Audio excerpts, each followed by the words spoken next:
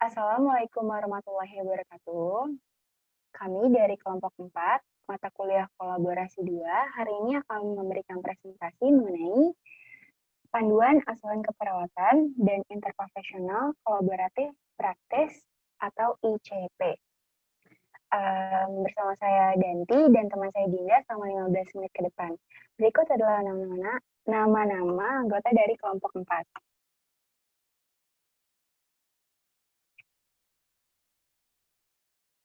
Outline yang akan kami tampilkan, yang pertama ada tujuan, kemudian kasus, PAK, dan ICP. Tujuan dari presentasi ini yang pertama adalah untuk menjabarkan paduan asuhan keperawatan pada pasien ODP COVID-19 di komunitas. Selanjutnya ada menjelaskan interprofesional kolaboratif praktis pada pasien ODP COVID-19 di komunitas.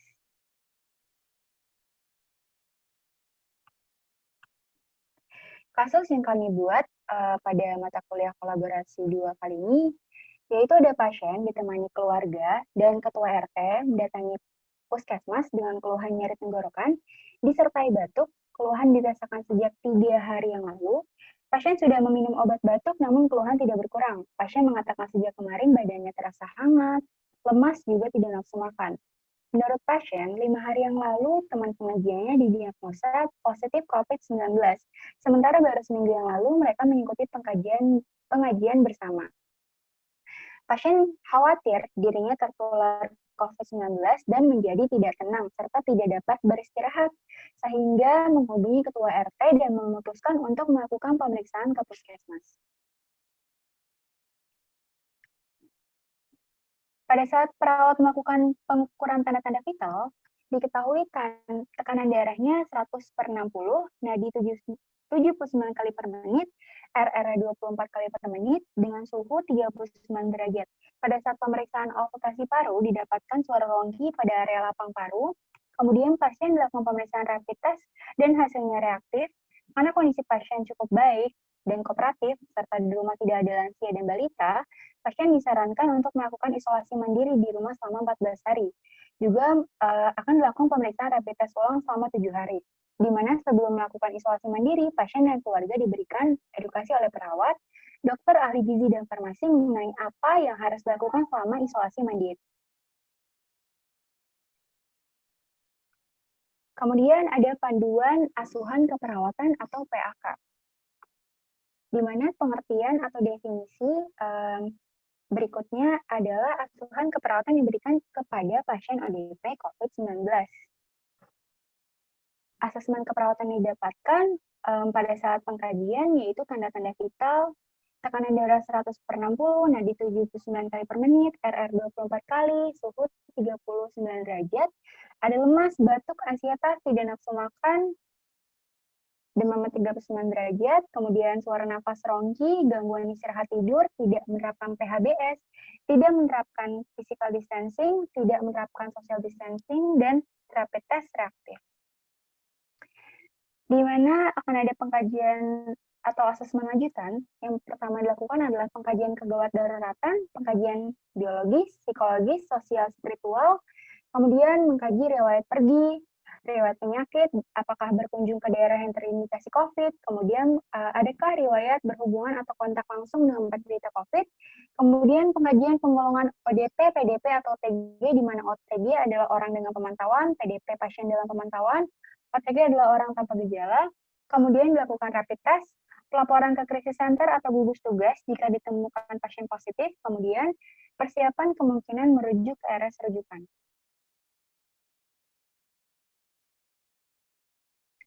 Kemudian diagnosa keperawatan yang kami ambil berdasarkan kegawatan pasien.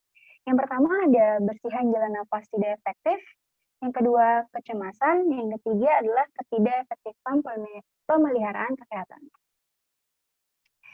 Intervensi keperawatan pada diagnosa bersihan jalan nafas tidak efektif, yang pertama, perawat melakukan posisikan klien semi-folder agar mendapatkan ventilasi yang maksimal, kemudian dapat mengeluarkan sekret, menganjurkan klien untuk batuk atau melakukan suction dengan penurunan kesadaran. Jika pada klien dengan penurunan kesadaran, Kemudian instruksikan kepada klien bagaimana cara batuk efektif dan auskultasi suara nafas ditandai dengan area yang mengalami penurunan suara nafas.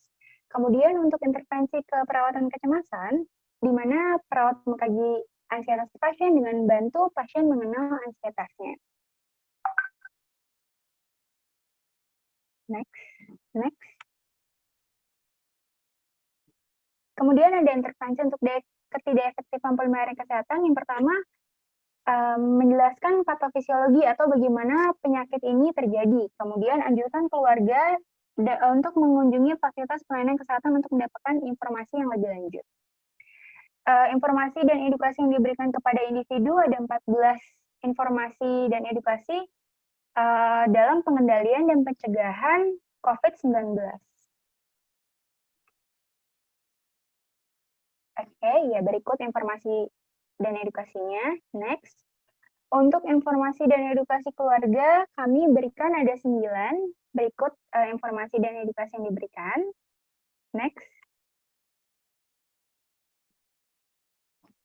Discharge planning di sini yang paling penting adalah program ini adalah untuk memberikan pendidikan kesehatan kepada pasien dan keluarga, di mana disampaikan melalui jarak jauh atau media virtual dengan poster dan video.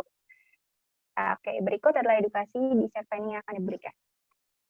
Dan nursing outcome-nya, di mana nantinya pasien mampu mengeluarkan sekret, pengetahuan pasien meningkat, kemudian pengetahuan keluarga juga meningkat, dan kecemasan pasiennya juga dapat menurun. Baik, jadi presentasi selanjutnya akan dijelaskan oleh teman saya, Dinda. Iya, terima kasih Danti. Selanjutnya saya akan menjelaskan mengenai interprofessional collaborative practice.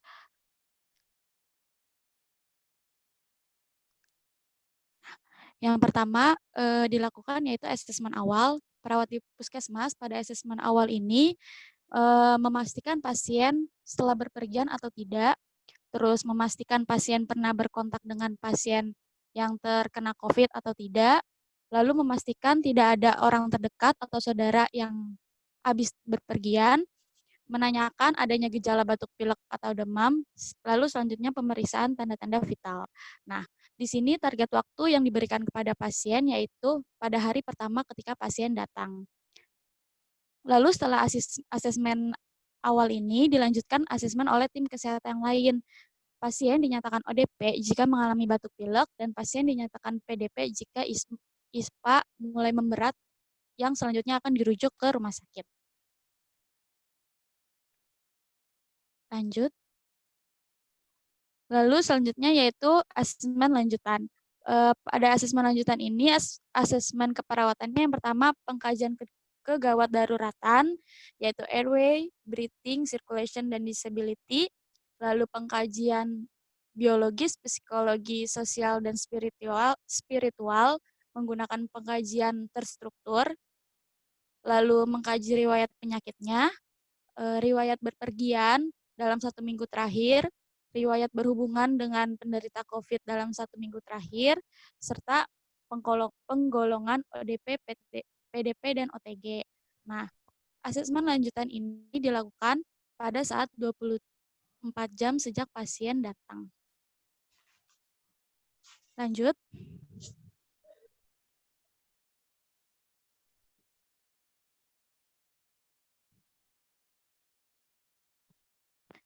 Dari hasil asesmen tersebut, kita merumuskan menjadi 3 diagnosis. Yang pertama, bersihan jalan nafas tidak efektif.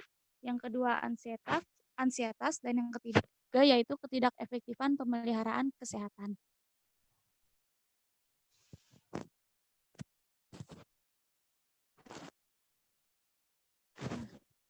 Selanjutnya, yaitu edukasi terintegrasi.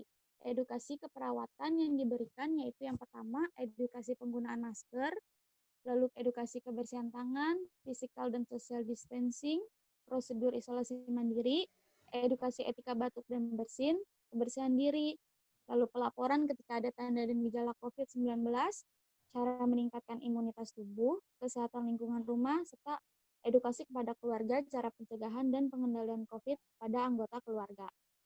Hal ini diberikan pada saat hari pertama pasien datang.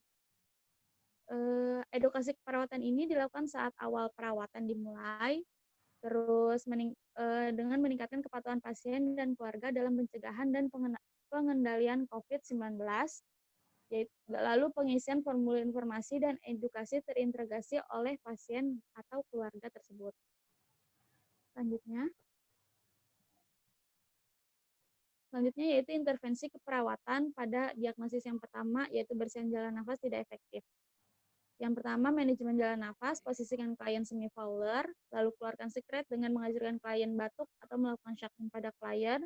Jika terjadi penurunan kesadaran, instruksi kepada klien bagaimana cara batuk efektif, auskultasi suara nafas klien, tandai mana area yang mengalami penurunan suara nafas, lalu kolaborasi pemberian bronkodilator, inhaler, dan tindakan inhalasi, lalu monitor status respirasi dan oksigenasi klien.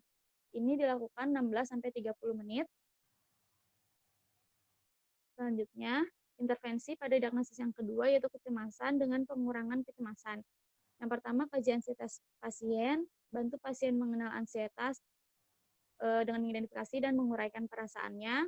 Terus, lakukan teknik relaksasi. Yang pertama ada teknik nafas dalam 5 kali dalam setiap latihan, lalu penggunaan distraksi seperti bercakap-cakap, nonton TV, atau membaca. Nah, anjurkan latihan nafas dalam setiap 2 jam atau distraksi setiap saat, kecuali saat tidur. Target waktu yang ditentukan yaitu 31-45 menit untuk diagnosis ini. Yang selanjutnya yaitu untuk diagnosis ketidakefektifan pemeliharaan kesehatan. Pertama, mengajarkan proses penyakit, kaji tingkat pengetahuan klien, terus menjelaskan patofisiologi penyakit, menjelaskan tanda dan gejala, mengidentifikasi penyebab, lalu mendiskusikan perubahan gaya hidup yang dilakukan untuk mencegah komplikasi yang akan terjadi dengan target waktu 16-30 menit. Selanjutnya,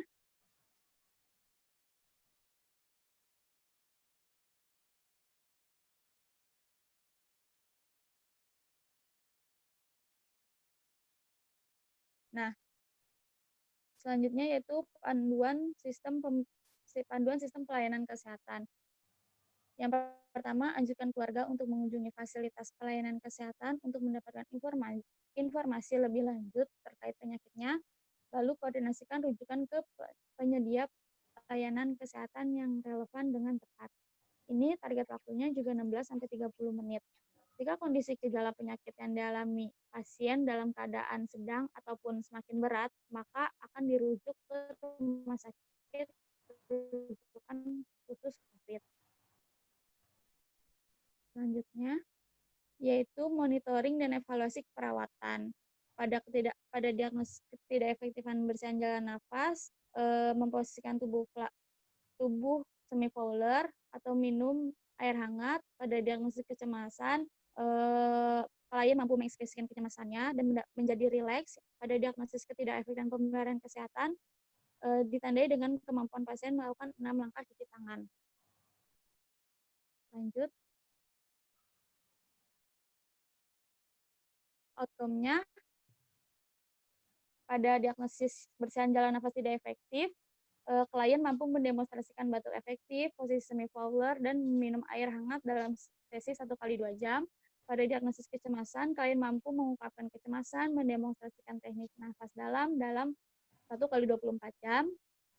Selanjutnya pada DX, ketidakefektifan pemeliharaan kesehatan, klien mampu mendemonstrasikan tindakan hand hygiene dalam 1x24 jam, serta pengetahuan mengenai penyakitnya dalam sesi waktu 1x24 jam juga.